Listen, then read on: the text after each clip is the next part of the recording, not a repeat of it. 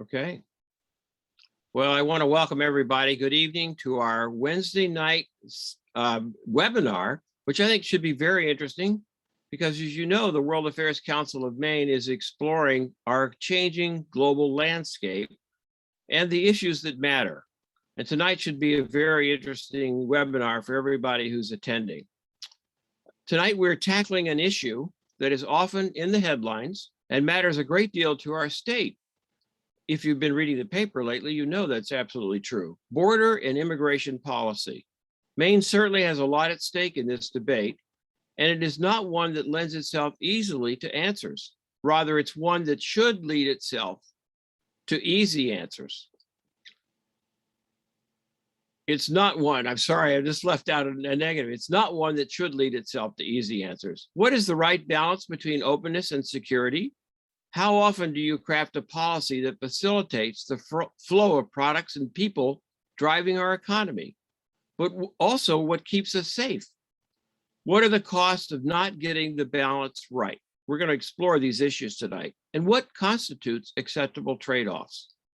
These are tough questions, and we're truly fortunate indeed to have Edward Alden with us this evening to help us unpack these issues, consider what an effective border and immigration policy might entail, and understand how we got here today.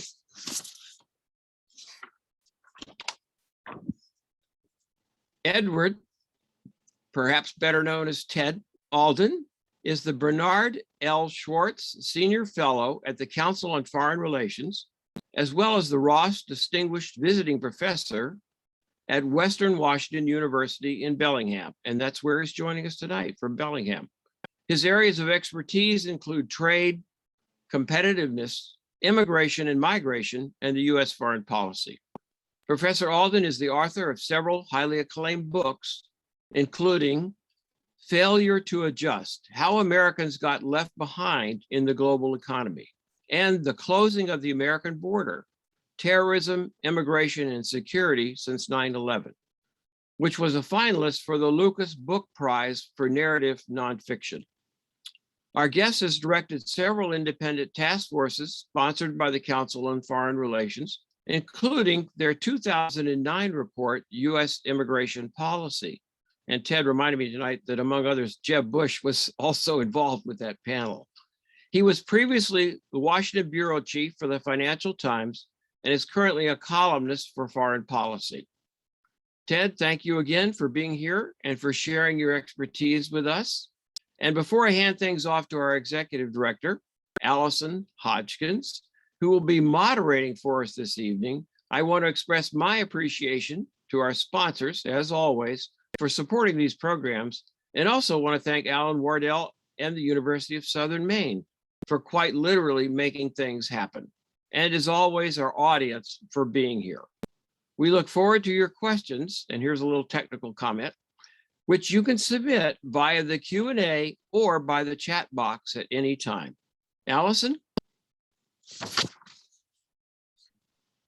Thank you, Bill, and thank you again, Ted, for joining us from Seattle, not Seattle, you're up actually in Bellingham, Washington, where you, like in Aroostook County or Franklin County or other places in Maine, you can see across the Iron Curtain into Canada. And I'm really glad that you're here tonight to talk about this particular issue, because this has been an issue that many of our members and members of our board have been asking us to explore. It's one of those issues that never goes away. It's always sort of there in the headlines. And it's one of the more complex questions because it really touches on everything. It touches on trade, it touches national security, relations with our neighboring states. It also, touches on things like research and development in the United States. How do we attract intellectual capital? All of those kinds of questions. And so I'm delighted that we're going to hear from you. And I'm hoping that you can start us off by telling us a little bit, giving us an overview and telling us, how did we get to where we are now, where we have this gridlock in Washington and, this tension in our border and immigration policy. Yeah, great. Thank you very much, Allison. Thanks, Bill, for hosting me. It's great to be here with all of you. I just want to say a special shout out to my friend Steve Kelly, who is on the call there. Steve was incredibly helpful to me on my book, The Closing of the American Border, and has been a real mentor on these border issues for years. So it's wonderful to be with him, even if only virtually. So I am going to take the prerogative of showing a few slides that I hope, in a really kind of quick and dirty way, will give you some of the background on this issue and kind of how I look at it, and then we can dive into whatever of the areas you all are more interested in exploring here. So hopefully this will work properly. We tried to do the dry run there. Okay, so is that coming up properly there, Allison? Nod if it looks good. Okay, excellent. So closed doors, insecure borders, and outdated laws. So I just want to start by noting that what we've seen in the last 4 years is the most sweeping changes to U.S. immigration policy that we've seen in more than half a century. The law of the land for U.S. immigration policy is still the 1965 Immigration Act. And the 1965 Immigration Act ended a roughly 40-year period in which the United States had been pretty closed in terms of immigration. I'll talk a little bit more about that period. Since 65, we have been, generally speaking, a fairly open and welcoming country to immigrants. That changed pretty dramatically under President Trump, not all having to do with his policies, but some of it having to do with his policies. So what we've seen over the last year and a half here in the United States is roughly a 90% decline in immigration. Most of that you would attribute to the shutdown of borders that we've seen under COVID, and the knock-on slowdown in immigration processing. Most of the U.S. consulates abroad that process visas were shut for months, and so there's this huge backlog in immigration processing. But it was also very much a conscious policy choice by the Trump administration. The administration made it a top priority to try to halt unauthorized migration, to try to keep out refugees and asylum seekers. We could talk about the distinction if you want, and to reduce as well, and this was quite new in the Republican Party, reduce as well the number of legal migrants. So even the year before, we all went into the COVID lockdowns, legal immigration in the United States had fallen to about half of what it was just a few years previously. So I want to talk a little bit about how we got to this point and what's going on now with the new administration. This gentleman here is Alejandro Mayorkas, the son of Cuban immigrants, someone I have gotten to know pretty well over the years, who is now Biden's Secretary of Homeland Security, and a very interesting man. So I'm going to talk about 4 issues. I'm going to talk about border enforcement. I'm going to talk about asylum seekers at the border, which is in the news a lot. I'm going to talk about legal migration to the United States, which is, of course, how most immigrants come here. And finally, I'm going to talk about the long and so far unsuccessful struggle to try to reform this 55-year-old law that governs our immigration policy.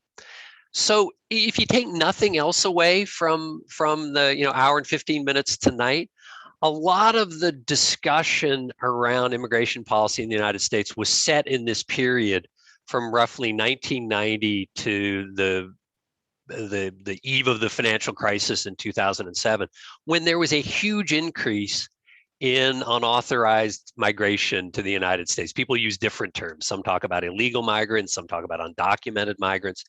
But regardless of the terminology you use, what we saw was this huge increase. We went from about 3.5 million people living in the country without status to more than 12 million. Almost all of these coming from Mexico. Since the middle of the 2000s, we've seen those numbers gradually decline, both as people here pass away and as some either leave voluntarily or are removed back to Mexico or other countries. The huge surge in the 1990s that really created the narrative that still surrounds immigration today, a lot of that was demographic. Mexicans were having an awful lot of babies in the 1950s, 1960s, 1970s. And all those young people were coming into the labor market in the 1990s. A lot of them headed north to work along the border in what they call the maquiladora factories that make cars and computers and appliances and television sets for US customers. This was when, of course, the North American Free Trade Agreement was passed. A lot of people ended up getting kicked off the farms because Mexican agriculture was consolidated and rationalized under NAFTA. They would come north to the border, and then it was pretty easy to get from there across to the United States, where you could see your wages go up by 3, 4, 5 times. Along with that kind of demographic push, economic growth in Mexico was just never enough to absorb its working age population. You see here, with the exception of a couple of years in the early 80s, economic growth never hit higher than about 6%. Most years was around 3, 4%. Compare that to China, which was growing in double digits throughout this period. And there were some years here of varying. You can see here, 1995, the peso crisis, again with the financial crisis in 2009, some periods of very deep recessions. So that was also a huge factor in driving young people in particular north from Mexico. Why did that change in 2007? Some of it was just the end of that demographic bulge. I should have pointed out that we're over the top of that hump that I showed you. So the numbers are declining. Some of it was the financial crisis and economic slowdown here in the United States, though in recent years, of course, the economy has done better. But a lot of it was enforcement. So, since the early 1990s, this is just one metric here. The number of Border Patrol agents on that southern border has roughly quadrupled. A lot of that was driven in the 1990s just by the large numbers of migrants trying to get across that border. There was a real political outcry in California, which we were talking about amongst ourselves before the meeting here, a similar pressure in Texas. And so we saw the Clinton administration begin to increase the number of agents. After 9/11, there was the fear that, well, not only, are people going to come over here and live here out of status and work and do other things, there's a potential security risk here from having an insecure border. So the numbers increased even more dramatically after 9/11. Again, you can see the slope getting even steeper here. And we built a lot of fencing. I mean, you all know that, President Trump's signature campaign promise was to build the wall and make Mexico pay for it. Well, when he took office, there was already about 750 miles of wall, a lot of it in these western states here. And I've visited a bunch of these areas. Got some pictures if you want in the Q&A of some of the different structures there. Trump was less than successful in that effort. He only added about 40 miles of new fencing along the border. And of course, Mexico did not pay for it, though, to bring out the trade link that Allison mentioned. He threatened to slap tariffs on imported Mexican goods unless Mexico went along with this program. At the end of the day, Mexico resisted, though they did some other things that he wanted. So that's sort of the historical background. Surge in Mexican unauthorized migration in the 90s, and a big effort to use deterrence of one form or another, Border Patrol agents, fencing. We can talk about all the technology that was involved in this period to try to deter people who are coming primarily to look for work and better their lives, to try to deter those people from coming to the United States. What we're dealing with today, what's in the news now, is really a different flow. You've probably, some of you, seen the recent news reports about how the aggregate number of arrests at the border in 2021 is at or near historic highs, similar to levels in 2000 and then again in 1986 for some particular reasons back in 86. Most of those people are not Mexicans. So we're looking here at a chart of the total arrests, apprehensions at the border. The US government began distinguishing by nationality about 20 years ago. And if you look here again in that early 2000 period, almost all Mexicans. So that traditional economic flow, beginning in around 2012, 2013, 2014, that really began to change. And what we began to see were people arriving at the border who were not Mexicans. The biggest sending groups were from Central America, from Guatemala, El Salvador, and Honduras. What you're seeing here are the murder rates in those three countries. Just by comparison, the US murder rate per 100,000 is about 14. And, we, by advanced economy standards, have pretty high murder rate because there are an awful lot of guns in this country, and among other reasons. So these are three violent countries. The drug gangs control a lot of territory in each of those three countries. A lot of the people who come north say they're trying to escape drug gang violence of one sort or another. They're making the dangerous journey across Mexico, paying smugglers a lot of money to do this, and arriving at the border. And when they get to the border, they are asking for what's called asylum status. I mean, a lot of the reporting on this says, oh, all these people are arriving illegally at the border. Well, they're not. I mean, under US law, absolutely clear in the 65 Act, absolutely clear in revisions to the law written in 1980, people who are fleeing, and you can see the precise language here, fear of persecution on account of race, religion, nationality, and or membership in a particular social group or their political opinions, have the right to request safety, to request what's called asylum status. And how they enter is irrelevant. They can cross the border illegally, turn themselves into the Border Patrol, which is what most of these people are doing, and saying, I want to be allowed to remain in the United States because if I go back home, I'm going to be persecuted, tortured, killed. Making those determinations is very complex. There's a whole separate legal system under the Justice Department here to weigh those cases. And again, I'm happy to talk about this in more detail, but that is the basic process. Most of the headlines during the 4 years of the Trump administration were about this problem. So about people, again, mostly Central Americans, arriving at the border and requesting asylum. The Trump administration's strategy for dealing with this was to try to deter people from arriving, to make it so difficult and dangerous and expensive that they would be deterred from doing so. The most dramatic action, which some of you may recall, was the decision to separate children from their families when they arrived. Under US law, again, a lot of history to this. We are, in most cases, the US government is not able to detain families for a long period of time. So people show up and they request asylum. If you're an individual, you're likely going to be detained until your asylum decision is made. Families we would release into the country. And the Trump administration thought, well, this is a great magnet. So they decided, well, we're going to take the kids away from the families, we'll incarcerate the parents, and we'll send the kids to Health and Human Services and perhaps to other relatives here in the United States. And there was a huge outcry, and eventually this was shut down by the courts. I had a real personal falling out with some of the people in the administration over this action.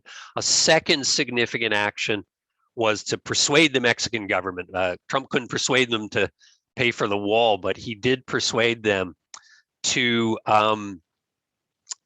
permit asylum seekers to stay on the Mexican side of the border. So what has been happening for several years now is these asylum seekers show up at the border, they are registered by the Border Patrol, they're given a court date, but they're sent back to Mexico and told to wait in Mexico for their court date. So we have, squalid refugee camps on the Mexican side of the border now as a result of this policy. And then finally, with the outbreak of COVID, and this continues under the Biden administration, there's a provision called Title 42, which allows the administration to summarily return anyone who arrives at the border without allowing them the normal due process of filing their asylum claim. The argument is they pose a health hazard, and therefore they can be returned immediately.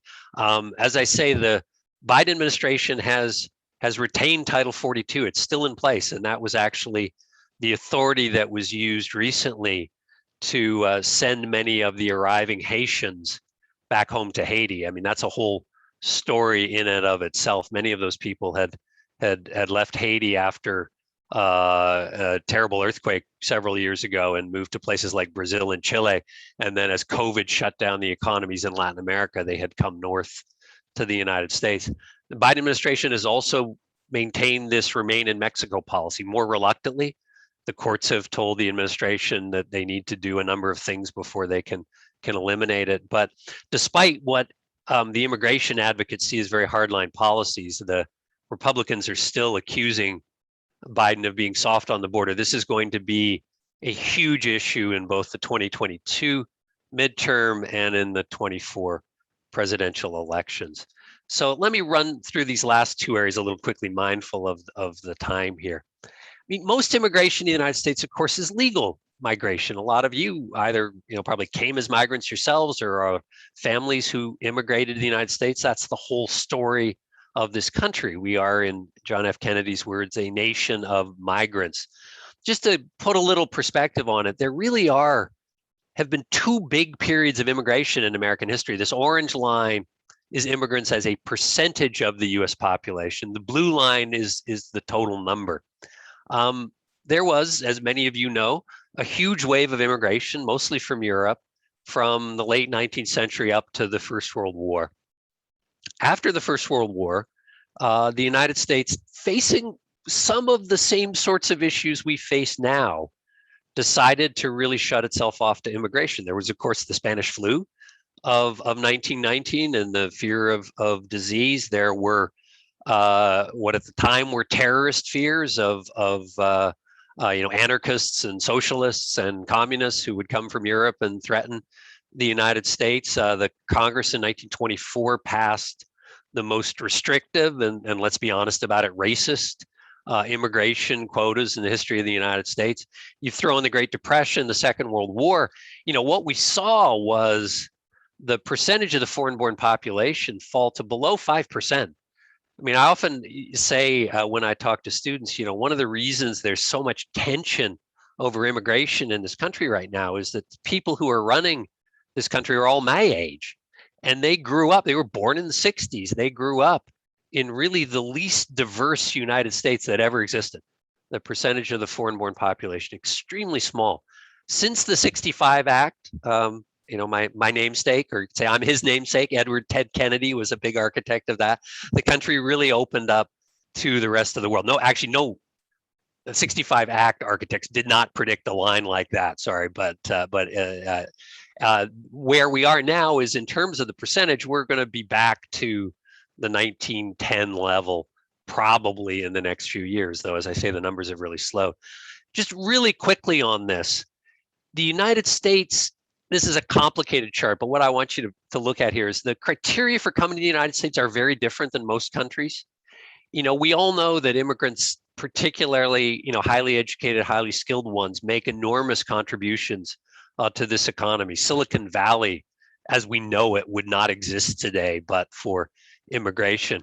But that said, the US immigration system is very skewed against skilled immigrants. So these green bars are people who are allowed to immigrate because of their education or skills. You look at Canada here, admits about 2/3 of people on that basis. Here in the United States, about 2/3 of our migrants come in because they have relatives here in the United States, their family category. So one of the big discussions in immigration policy for the last couple of decades has been whether we should reform the system to make it a bit more like Canada, a bit more focused on people with higher levels of education and skills.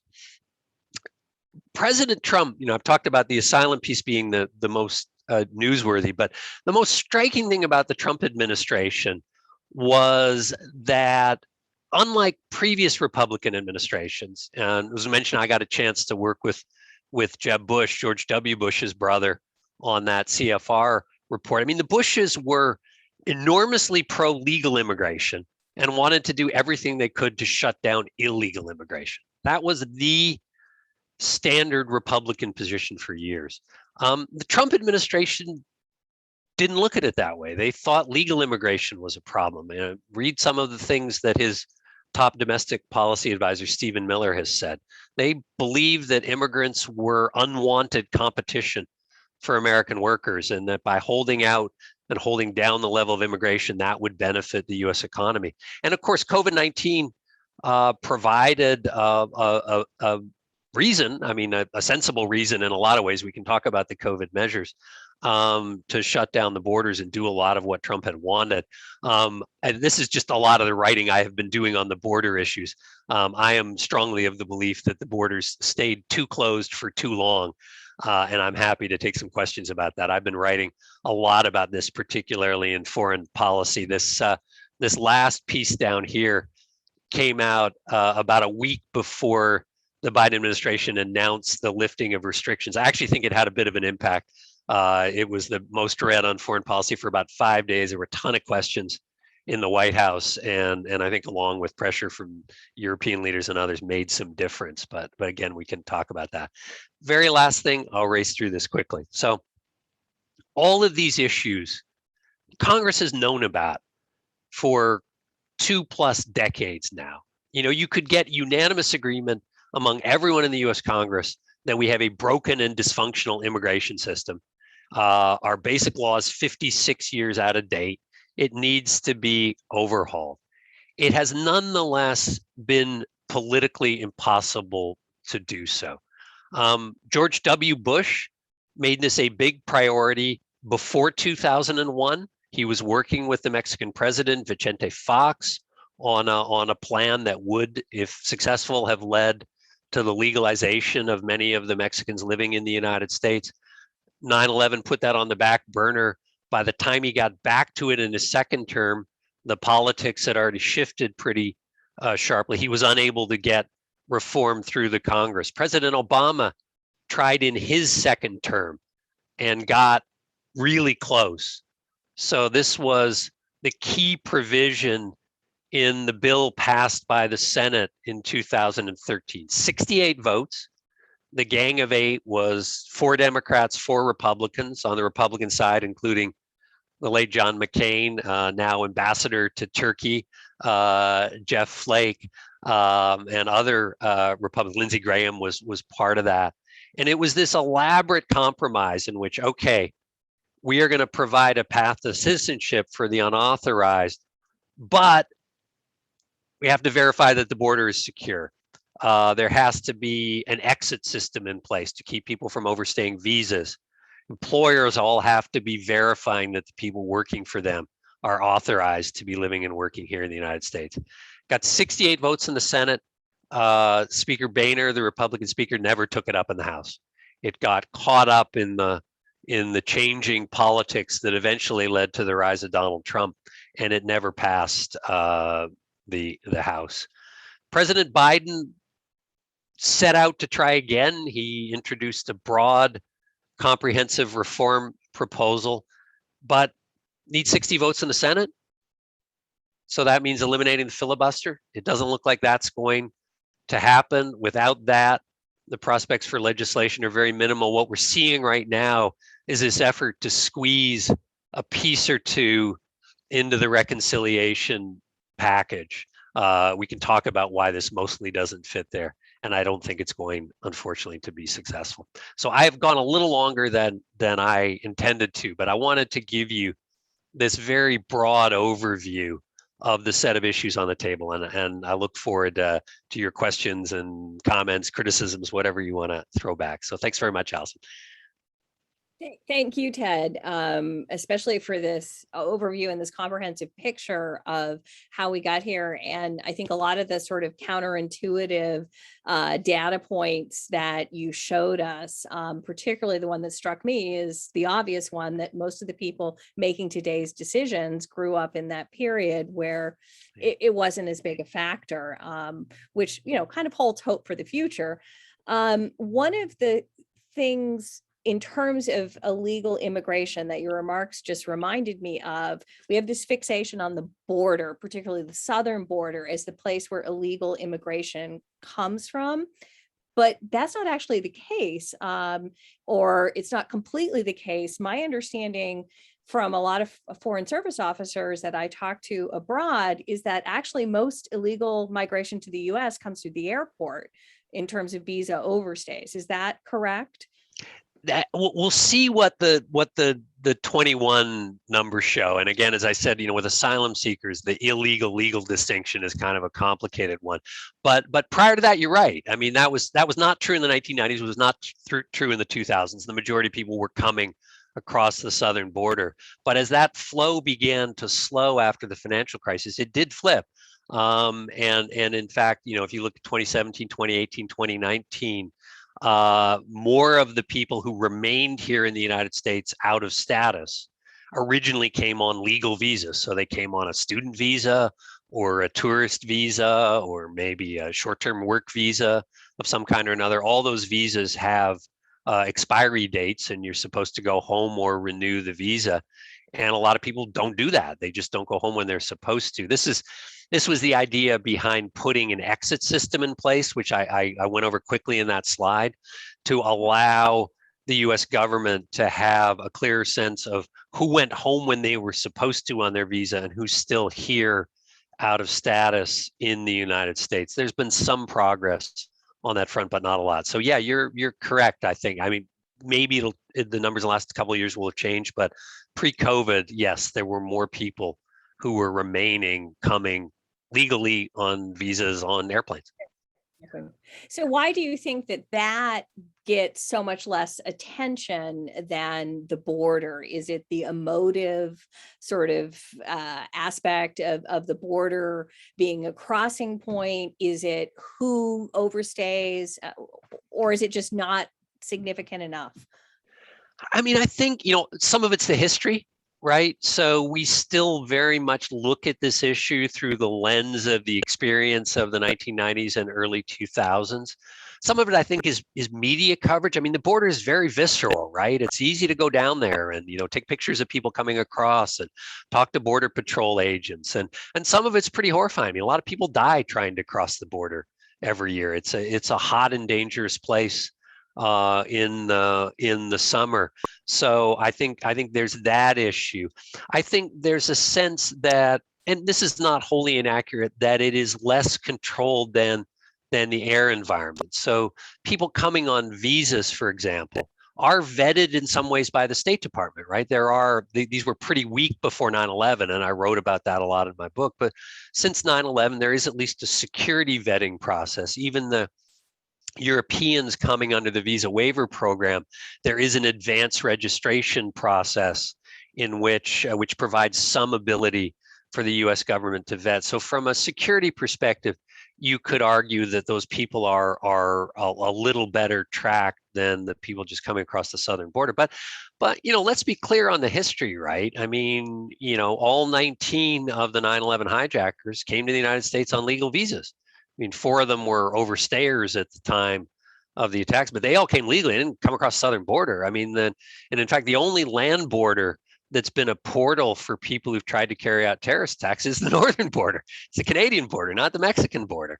So from a kind of national security terrorism perspective, yeah, I do think the attention is pretty badly skewed.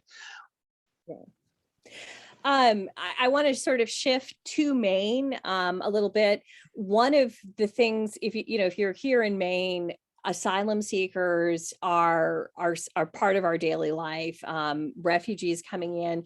Can you help us understand? I mean, you've talked about it a little bit, but lay out the process in terms of how someone comes from Haiti or even Congo to Latin America through Mexico and then ends up in Augusta or Portland, Maine.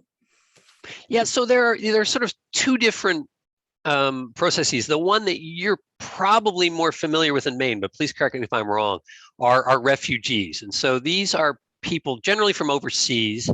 The largest numbers these days are from places like Syria, Afghanistan, of course, where we'll see a huge surge. That was true even before the US pullout. Quite a few Africans, though they tend to head more to Europe. But the refugee process, in the most cases, these people are in neighboring countries of some sort, right? The Syrians go to Jordan or the Afghanis go to Pakistan.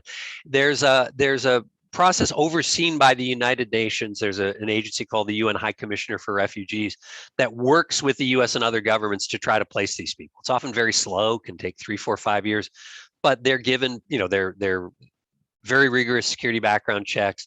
They're vetted, they're given permission to fly to the United States. And then there are a variety of community programs, a lot of them run by the churches with federal money, to integrate these people into the states and communities in which they're settling. There's a very cool new one that the administration is just launching, which is private sponsorship of refugees, which the Canadians have done very successfully, allowing church groups and others to sponsor refugees directly.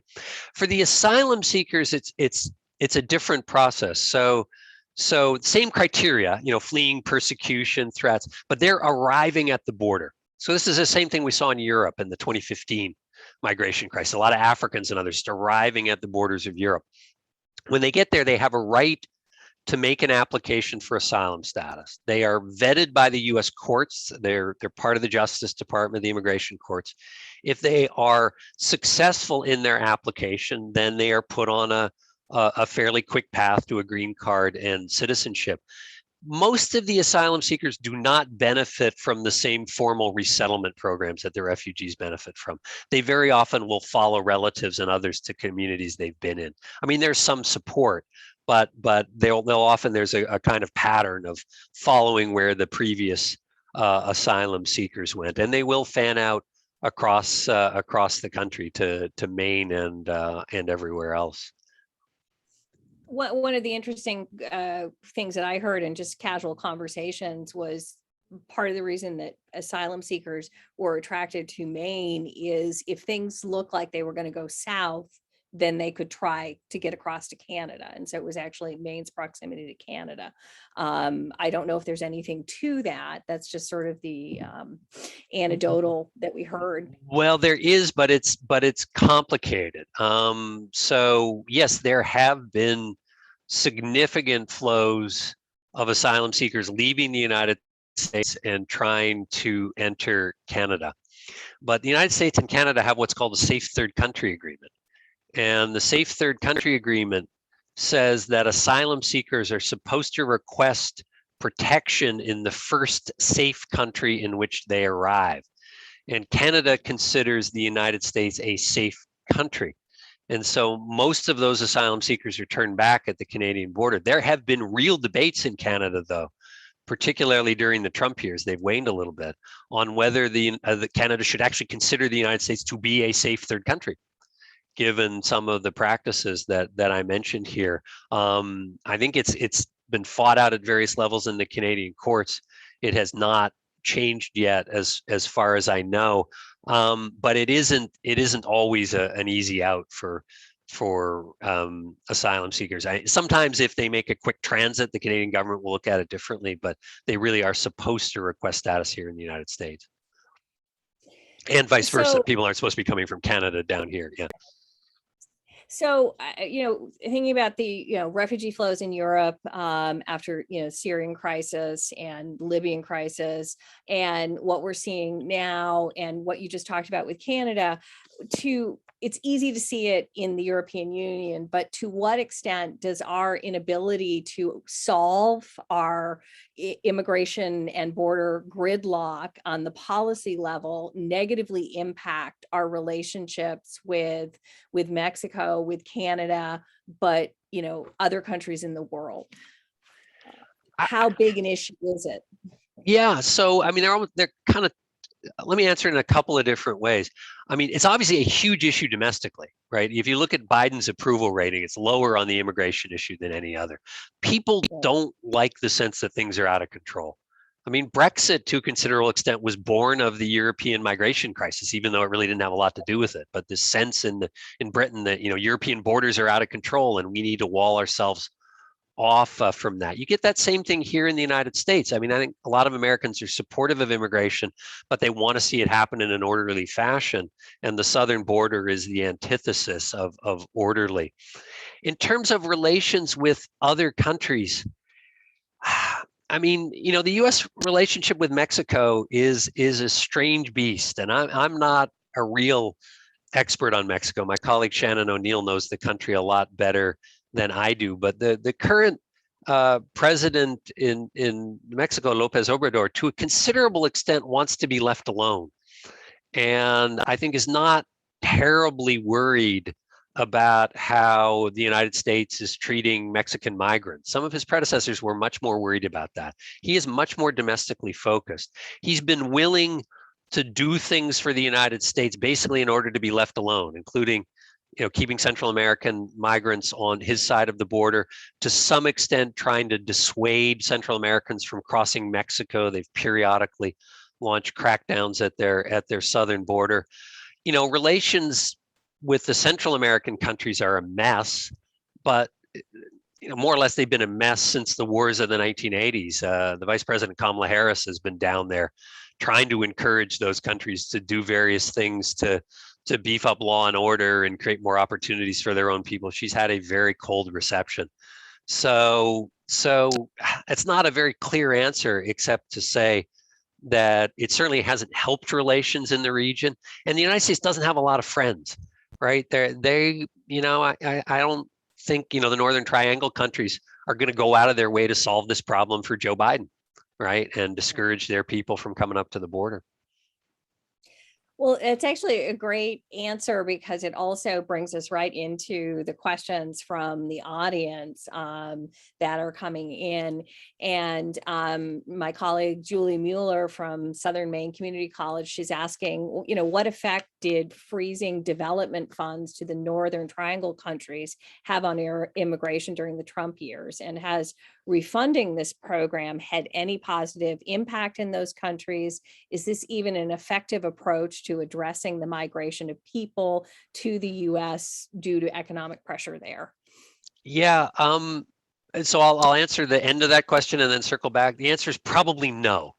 So this is an approach that, particularly Democratic administrations take. Tom Carper, the senator from Delaware, if I'm thinking correct, has been very involved in this, and they refer to it as root causes. We need to address the root causes. So people don't want to flee their home countries, but there's violence or lack of employment opportunities or other reasons that drive them out. If we can deal with these root causes, then we will help to address the problem. There's sort of two challenges with that. One, the United States isn't very successful at dealing with root causes, right? We're not very good at nation building. Look at the 20-year experience in Afghanistan.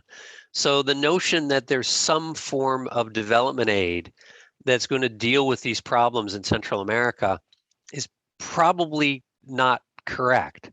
The other part of this, for which there's better academic research, is looking at people's propensity to migrate.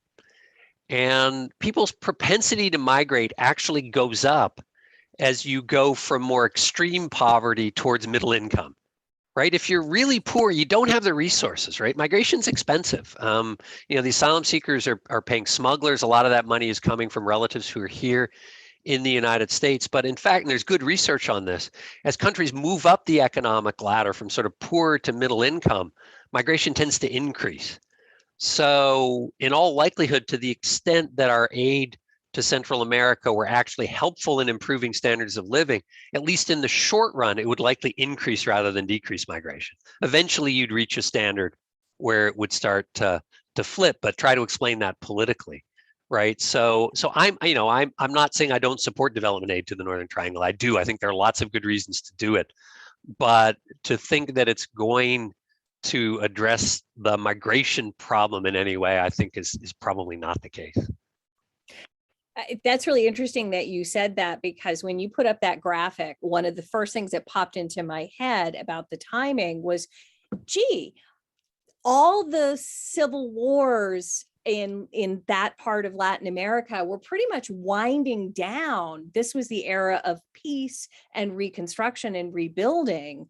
And it was really interesting that that's when the push into the United States started. But what you just said sort of explains that counterintuitive data point to me.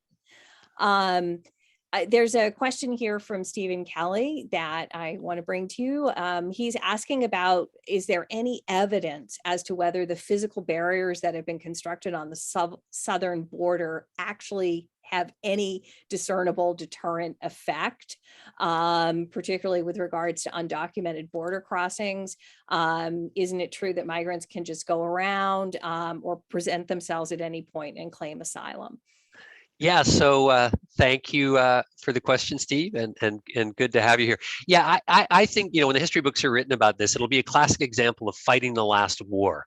So the situation I told you about in the 1990s and 2000s when we started building these structures, you could argue that barriers made some sense because most of the migration, go back to the 1990s, it was occurring in the urban corridors for obvious reasons, right? That was where all the rail lines in Mexico ran up. That's where most of the people were concentrated. So most of the migration was, Tijuana to San Diego or Juarez to El Paso.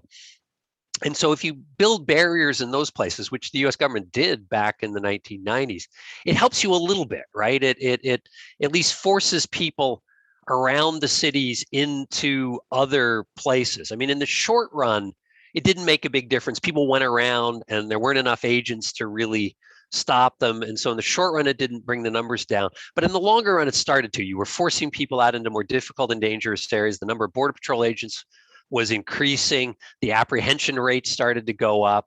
And so you could actually argue that for that sort of illegal migration, the barriers did work. The problem now is that that's not what the migrants are doing, right? They're showing up at the US border and they're claiming asylum. So they're not trying to evade the Border Patrol. They're trying to find the Border Patrol. They're looking for them to say, here, I'm going to turn myself in. I want to claim asylum. And a wall is not going to do you any good for that at all because they're always, I mean, maybe if you built the whole 2,000-mile thing, but even then you can get, under it or over it or whatever. But that's not going to happen, particularly in Texas. A lot of private land. It's on an unstable river there. And so there are always going to be places for people to get across and turn themselves into the Border Patrol. So I think the fencing has turned out to be an enormously expensive waste of taxpayers' money that has in the current situation achieves nothing. I think the technical term is boondoggle. Is boondoggle? That's the word I was looking for. Is that the scientific? Well, and it's made a lot of contractors rich, so that's also there in the meaning of boondoggle, right? Yeah. I'm going to park my cynicism right here next to me on the desk. So two questions. One from Sally Cuskley, and then from V and Fred Sheehan that seem to go together. So in Maine right now, you can't shake a stick without seeing a help wanted sign. Everybody is desperately in need of labor, and the wages are going up. And so they're both sort of asking is, what is, first of all, is lower immigration part of what is driving this surge in wages? And would perhaps the shortage of labor that people are experiencing create kind of the winds of change, give an impetus for people to change their view of immigration and see it as more of a positive or something that's necessary? Yes and no. Okay. No, it's a great question. So one of my favorite people that I worked with on the immigration task force was the Reverend Richard Land, who at the time was the head of the Southern Baptist Convention. So a good, Southern conservative evangelical. But a lot of the evangelicals, at least in that era, were very pro-immigration. They looked to the biblical teachings about taking in the stranger and saw this as a central part of what they should be doing as churches. And he used to say, it was a great line. He said, for years we've held up two signs at the border. One said, no trespassing, and the other said, help wanted, right? And this was, part of the reason, those numbers were so high in the 1990s was because the US economy was booming, right? I mean, unemployment got down at the end of the 1990s to 4%. And so there was a huge demand. People would come across and there was lots and lots of work for them. We are in a period right now, some of it may be transitory coming out of COVID, but in which there is a similarly enormous demand for labor. And a lot of it is in, the service sectors of the economy that are recovering that tend to be somewhat lower wage jobs. And that, that historic immigration flow from Mexico and other places, those were people who filled a lot of those jobs.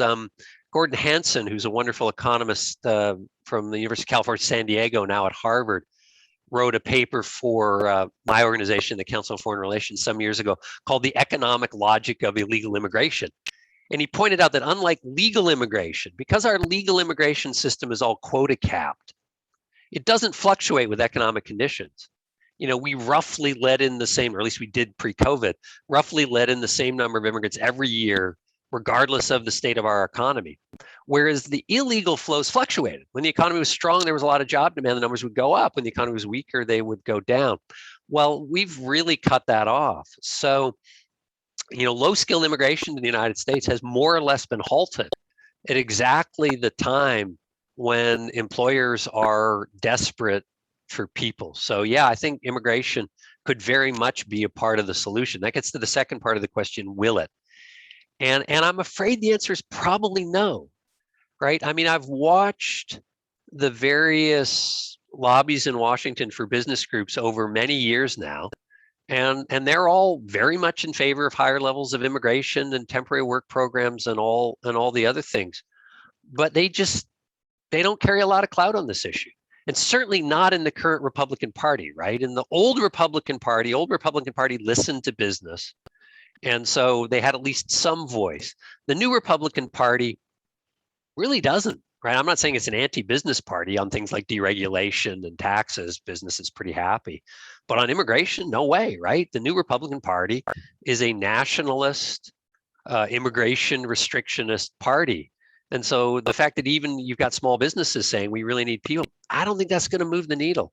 I hope I'm wrong about that, but I don't think I am. I think the Republicans are so locked in on this issue, and so very much. I mean, you can't break on immigration without breaking with Donald Trump, right? This is Trump's signature issue, and most Republicans want to show that they're supportive of Donald Trump. So even dipping a toe in the water on, well, maybe we need more low-skilled immigrants for labor shortage reasons, the Trump wing of the party, they're just going to chop your head off. So no, I don't think it's going to happen.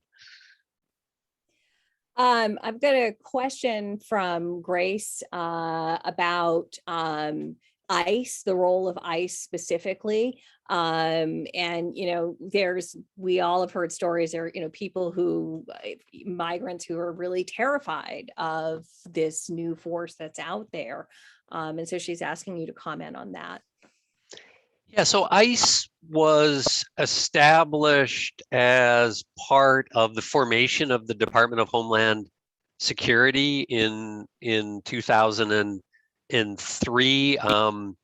Enforcement previously had been part of the Justice Department, if I'm remembering correctly. So it created a new agency that was dedicated to interior enforcement. So the basic division is Customs and Border Protection, handles the borders. So that's both like legal ports of entry, cars driving across from Canada into Maine. Customs deals with all the trade goods coming across. And the Border Patrol, which handles the places between the ports of entry, is also part of Customs and Border Protection. Immigration and Customs Enforcement handles the interior. So it has many missions, a lot of which we would all support, and including drug interdiction and dealing with child smuggling and human smuggling of other sorts. But they're also responsible for what many of us would consider more routine arrests of unauthorized migrants. And there's been this real pendulum shift back and forth, because the Congress has been unable to rewrite US immigration laws. Different administrations have used their regulatory power within the very broad language of the law to change priorities quite dramatically. So, under President Obama, they basically looked out at the universe and they said, look, a lot of the people who are here illegally have been here for a long time. They've been here 10 years, 20 years, they've got jobs, they have American citizen kids, because remember, if you're born in the United States, you're an American citizen. They're part of our communities. We don't really want to go after these people. And so they set up a list of enforcement priorities, which was essentially, okay, if you've committed another crime, we'll, then we'll come and we'll try to remove you. If you've just crossed the border recently, we want to deter people from coming across. So we'll try to track you down and remove you. But it was a set of priorities to try to sort of narrow ICE's action. The folks in ICE hated this. They just wanted basically to be able to enforce the law across the board. If we encounter anybody who's illegal, we want to put them in removal proceedings. The ICE unions, and this is a rare thing, very vocal and in support of candidate Trump early on, like during the Republican primaries in 2016. This is the guy we want. This is the guy who will unleash us. And that's pretty much what he did, right? Now, all of the enforcement priorities were thrown out, and there were practical limitations. So if you're arrested in the country and the government wants to deport you, you have a right to a hearing before the same immigration judges that deal with the asylum cases. And so that can take quite a while, sometimes 9 months, sometimes a year. During that time, you're incarcerated in these jails that are run by private contractors, which is a whole nother story. But there's a bed limit. And so ICE could only deport as many people as they had beds to hold them while they were waiting for their removal. So the result was not, the numbers didn't surge as dramatically as a lot of people expected, but it was, for the, people who've been here 10, 20, 30 years, a pretty scary time, because ICE's position was, if we find you and you're here illegally, we're going to remove you. Under Biden, we've gone back, and I would say even more dramatically, to the Biden criteria. The number of ICE arrests, there was just stories in the paper a couple of days ago, have gone down dramatically under Biden. So we flipped back the other way to sort of very narrow criteria. So I think, it's a little safer right now for unauthorized migrants under Biden than it was under Trump. ICE, I think, is less likely to come looking for you. Sorry, that was a long answer, but. No, but it's an important issue, because it is something that, impacts people. And in Maine, we're everywhere in Maine, we're 100 miles from a border. So, right. And well, just to be clear, that is actually a slightly different issue. That means in theory, Okay. the Border Patrol can come after you, right? That's true. Then that's technically Right. not interior. We have the same thing here in Washington State. And there are a lot of complexities around that, but the Border Patrol has pretty wide authority within that jurisdiction. So that's a whole nother hornet's nest of issues. A lot of people don't really recognize that. I mean, the border is kind of a rights-free zone, right? Certainly as if you're a non-American, but even if you're an American, right? I mean, the border officials have significant powers to, take a look at your phone or take a look at your computer or demand information that would not happen under normal constitutional protections inside the country. And the border, as you point out, doesn't just mean that physical line, it extends inland. Yeah. Thank you for reminding me of that distinction, but also of that important issue with regards to the meaning of the border and how it even impacts American citizens. Because I think that's something that a lot of people don't realize when, they get all huff and huffy, like, you can't do this to me, I'm an American. It's like, well, actually, you're in this gray area. You're in this gray area. Yep. Yep. So, this is a big problem in our Congress, and Ann Sawchuk is asking who are the current rational, intelligent leaders on immigration reform in U.S. Congress. If we were going to look for hope and leadership on this issue, where are those voices, and what are the prospects of, seeing something like a Gang of Eight again, to really have some change, or a Ted Kennedy or something like that? Are there any people that you see on the horizon or in leadership? Did you get your glass of wine in the break? No, I didn't. Okay, well, if you haven't opened your wine yet, now's the time to do it. Don't make me lose my battle with cynicism. I'm sorry. If you'd asked me this question 10 years ago, I would have said, John McCain and Jeff Flake and Lindsey Graham. And there were Republicans who were willing to work across the aisle. There aren't any anymore. I mean, Lindsey Graham is completely flipped on this issue. Senator McCain sadly has passed away, and Senator Flake is going to Turkey as Biden's ambassador to Turkey.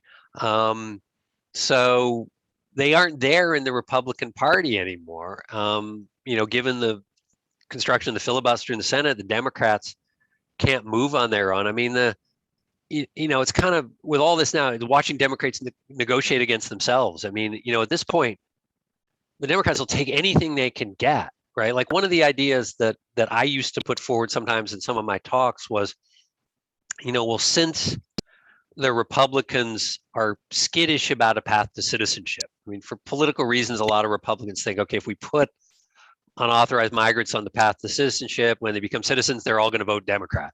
And I'm not sure that's true, but that's what the Republicans thought. And that's a bad thing.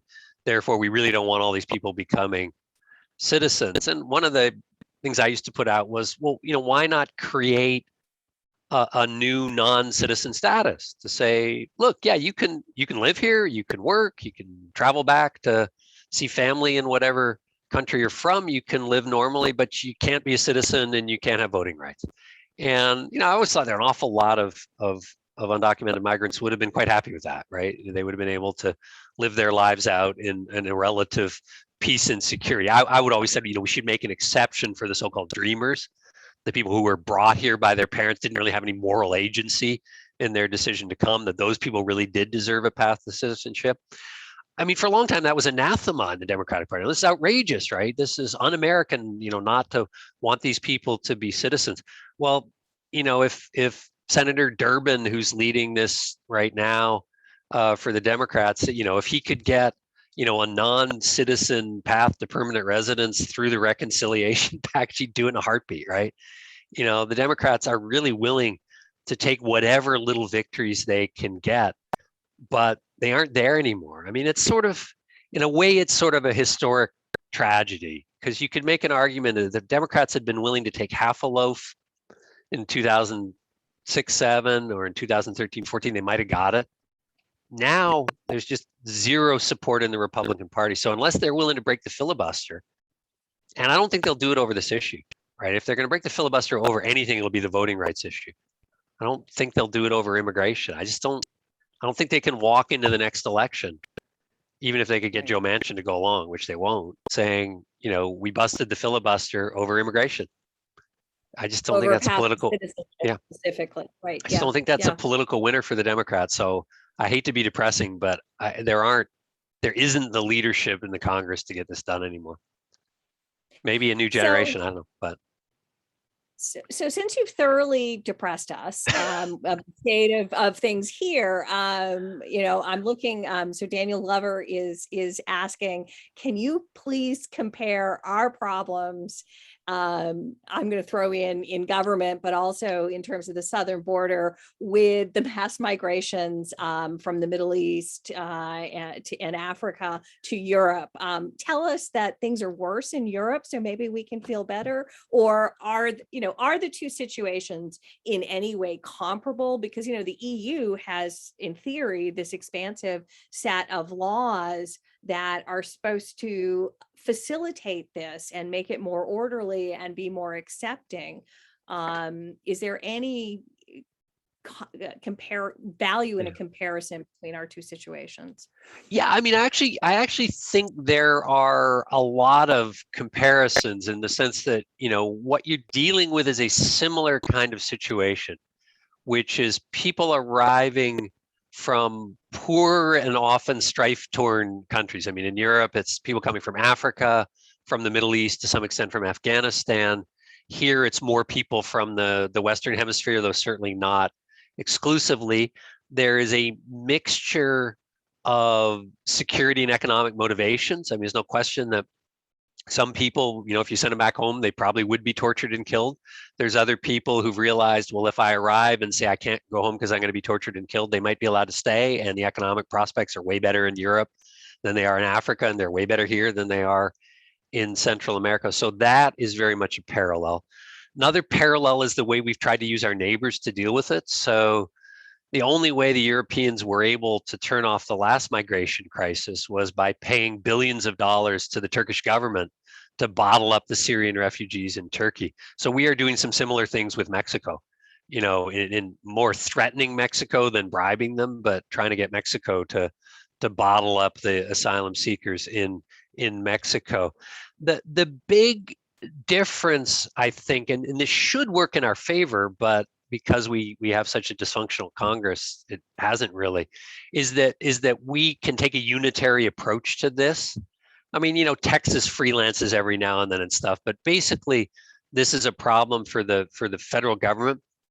Whereas in Europe, you've got a common set of rules under what they call the Schengen system, which is supposed to be a common set of border rules. And officially, what the European rules say is that asylum seekers need to request status in whatever first country they arrive in. But in practice, of course, that means, Spain and Italy, and then the Eastern European countries, they're all arriving and seeking asylum in those places. And what's happened is that those countries have rebelled from the system. So they've either built barriers on their borders to keep people out entirely. These are not European barriers, they're Romanian barriers or Bulgarian barriers or Polish barriers, or they've just funneled people through. They've said, welcome to Italy, go north. The Germans would be happy to have you. So they've got all of these national rivalries that have made it really difficult to come up with any sort of coherent approach. And I think, the final parallel, I should have used this before I went to the final parallel is just the political impact, that it reinforces this narrative of chaos. I mean, there are real comparisons here to the 1920s, right? We're in an era in which we think a lot about the dark sides of globalization, right? Story on trade has changed a lot. Trade used to be export opportunities for American companies and cheap goods for Americans. Now it's much more Chinese import competition. What does it mean for manufacturing? And, are we going to be displaced as the world's great economic power?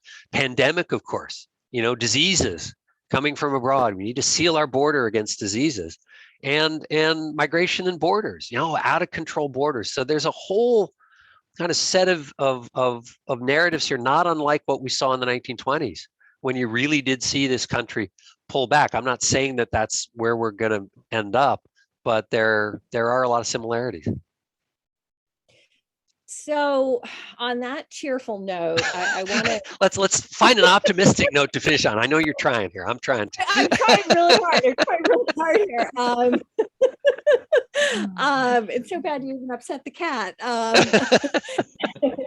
So one of the things that I saw, a theme through your writings, which I think is really important and doesn't get talked about enough, is first of all the human cost of all of this on families, on even right now in terms of the inability to visit people in Canada and waving over the border, communities that have been sort of devastated just on a social and communal level, but also sort of the opportunity costs. So I'd like you to sort of speak to what it is that we are losing in regards to all the positive aspects of having a rational border and immigration policy. Yeah, that's a great question, and one I actually think I can try to finish on an optimistic note.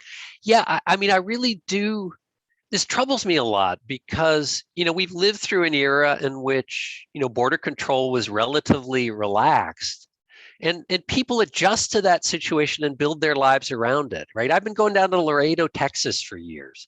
And the contrast when I first started going was this sort of regular back and forth between Laredo and Nuevo Laredo. Everybody knew, there were way better restaurants in Nuevo Laredo, and you could buy cheap tequila over there. And there was a lot of back and forth. Of course, a lot of people from the Mexican side coming to work or study or go to schools in the United States. A very kind of easy back and forth movement. And my understanding is this was pretty typical along the Texas-Mexican border. These really were communities for which the border wasn't much of a barrier. I mean, the last time I was in Laredo 4 or 5 years ago now, I was like, so are people still going down in Nuevo Laredo? No, I haven't been down there in years. It's too dangerous. We don't go anymore, right? And so the communities have really been cut off. With COVID, we've seen some of the same things happening on the northern border. Now, I think the prospect for recovery is much better, but I live near Point Roberts, Washington, it's been like the siege of Leningrad, right? I mean, that little community has been completely cut off as a result of the border shutdown. It's a ghost town. And there are, as I've written about a lot, all of these cross-border relationships. There's this park near here, which was this little refuge, this piece of land called Peace Arch Park, which was never shut down. Thank you, Governor Jay Inslee, where Canadians and Americans could meet without formally crossing the border. It was a sort of tragic and beautiful scene. You'd have all these families gathered together for picnics, but then on the far side of the park, you'd have all these tents. These were couples. These were separated couples, often married couples or long-term relations. People would fly from across the country. I talked to people, came out from Toronto and Detroit, and they flew to Seattle and Vancouver and met in a tent at Peace Arch Park, because they hadn't been together in 9 months. And so, yeah, there are, you mess with people's lives when you set up an expectation that they're going to be able to move freely, and then you take that away.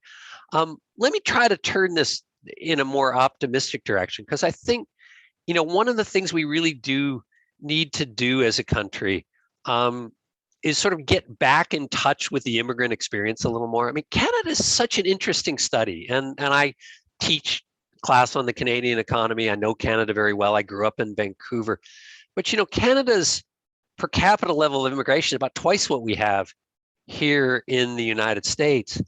And immigration is astonishingly non-controversial. And partly because, the government has succeeded in persuading people that being multicultural is what it means to be Canadian. This was made up by Pierre Elliott Trudeau, right? This doesn't go back very far in Canadian history. This was a government-sponsored set of beliefs. It's a whole interesting story in and of itself. But there are also, I mentioned these private sponsorship programs where Canadians can sponsor refugee families. My sister's church outside of Vancouver has at this point sponsored 6 different Syrian families. And sponsor means the family comes and the church community tries to help them find jobs, tries to help their kids get settled in schools, shows them where the grocery stores are, sometimes provides a little financial aid if they need it. And these people are all now very much part of that church community in Vancouver. And there's this, really good set of feelings about how, they're part of our community here. And I do think we need more of those community building activities here in the United States to sort of, I think, get back in touch with our immigrant tradition. I mean, we are a nation of immigrants after all. It's where we all came from. So maybe that's a slower path back onto a better direction. I think it is, and it does give hope, because it gives people like us agency. I mean, one of the things the World Affairs Council of Maine used to do before COVID was have get to know your neighbor dinners, because we have a substantial new Mainer population here. Yeah. And I think you're spot on with that. And these are things that we as average Americans can sort of do to maybe move the needle a little towards hope. And this is a brand new program. I can send you more information if you want, but it's just getting going. So, yeah. Well, thank you for this, Bill. I'm going to hand things back to you because we are just about at time. And I think if we ask another question, we're just going to go back into despondency. So. Yeah, let's finish on a high note here. Well, Ted, I think you were absolutely fantastic. Allison, thank you so much for doing a great job as our moderator. This was really interesting discussion tonight. I really appreciate it. And when I think about this whole issue, I think about how many aspects there are. They're just almost too many to name, but there's a health aspect, there's an economic aspect, there's a security aspect, there's an international policy aspect, and there's a really interesting piece of it that's the cultural aspect. Yep. And it's interesting to track. If you could track all this over time, it would be absolutely fascinating. Think about the 1840s to 1860s when the Know Nothing Party was so strong. The 1890s to the 1920s, when you had the rise of the KKK, and you had the new Immigration Act passed in the 1920s. And it's all such a fascinating, amazing story. And as you said, Ted, it's the story of America. Yeah. And I just think this was a very interesting discussion tonight. So I certainly enjoyed it. And so thank you for being here. And we hope everything is good for you out there in Bellingham, even though I know it's still early in the day. Well, as you can see, the light is fading. My face is getting darker because I got a window here that's usually a good light source. But so Good. yeah. Well, it was really wonderful to have you. I think this was a terrific program tonight. So again, thank you, Ted, for being there. Allison, thank you for being our moderator and doing such a great job. And of course, we always appreciate our members and the people who attended tonight, and for a lot of reasons, but one of them is the great questions you submitted. So I think that makes a big difference. We do appreciate that. And we appreciate our sponsors. Those are very important people that keep us going. So that is a very important part of our program. And our next webinar, by the way, just to remind everybody, is coming up on Wednesday, November the 10th. And we'll take on another issue that matters and is emblematic of our shifting global landscape. And that is, this is a great one, cybersecurity. We have a panel of Maine-based experts who will share insights on this issue.